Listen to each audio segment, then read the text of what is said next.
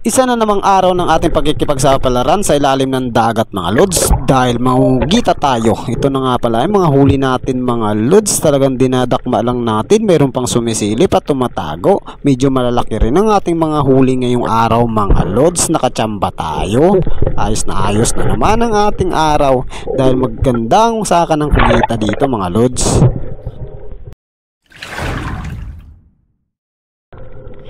Bago ang lahat, please subscribe and hit the notification bell button para updated kayo sa lahat ng aking bagong upload ng mga video mga lods. Ito ay natsambahan kaagad natin, ay nakakita tayo ng isa kaagad na kugita mga lods. Malaki-laki ito, goods na rin ito mga lods mga men.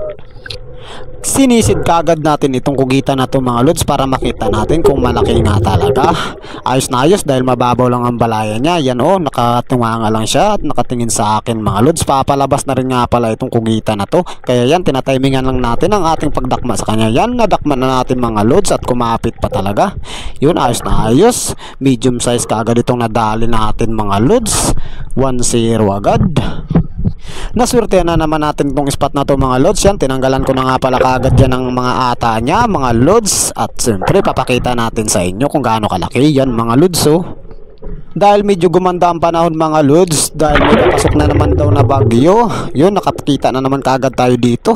Talaga namang naswertehan natin. Sumilip-silip pa talaga itong kugita na to mga lods. Yan oh, parang buwangin siya.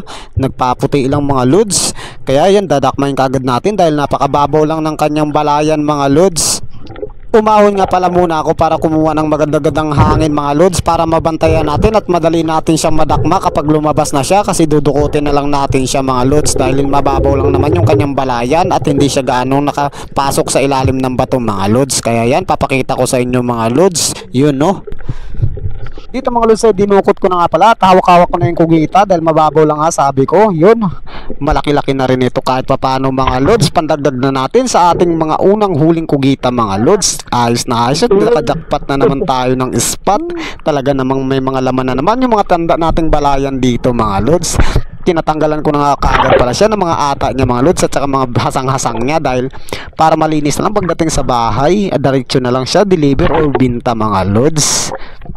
Yung mga tinanggal ko nga pala mga hasang niya mga lods ay pwede rin natin ulamin yun. Masarap din naman yun. Ginalaga lang namin yun tapos sausaw lang sa asim at mahalang mga lods na sausawan. Siyempre yan, at binalikan natin yung sa pambalahin mga lods. Talagang may laman, napakaswerte naman. Medium ito mga lods, malaki-laki ito kaysa isa mga lods. Ayos na ayos yung spot natin, talagang napakachamba natin ngayong araw mga lods.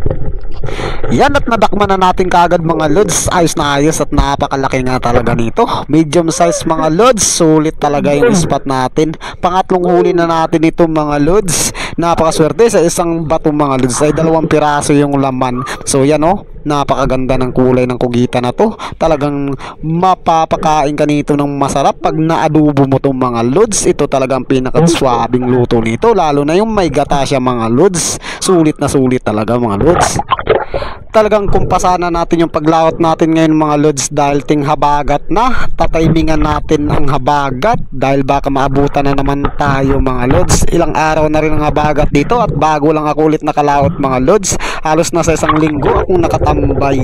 So yan mga lods, naswertehan tayo. Sinalubong kagad tayo ng mga malalaking kugita dito at talagang nangangamusta sa akin mga lods. Yan, tinanggalan ko na nga pala ng ata mga lods at saka mga hasang-hasang niya pati yung kanyang mga itlog mga lods. Pero kung gusto mong ipunin mga lods pag marami ay napakasarap din yan pang ulam. Salamat nga pala sa lahat ng patuloy na nagsusuporta ng aking mga video at sa sulit supporter ko dyan. Salamat sa inyo mga lods. Sa unahan lang konti mga lods ay nakadaan na naman tayo ng isa pang balaya. Napakaswerte talaga natin. Small size lang ito siya mga lods. Yun no, sumisilip-silip siya sa akin. So ayos na to. Pandagdag natin ito. Yan, kaya dinukot kagad natin mga lods para makuha natin yun at hawak na natin mga lods. Sulit na sulit. Kung nagustuhan yung aking video, huwag kalimutan mag-subscribe at pahit ang notification bell button para updated kayo sa lahat ng aking bagong i-upload ng mga video mga lods mga men. Maraming salamat sa inyo.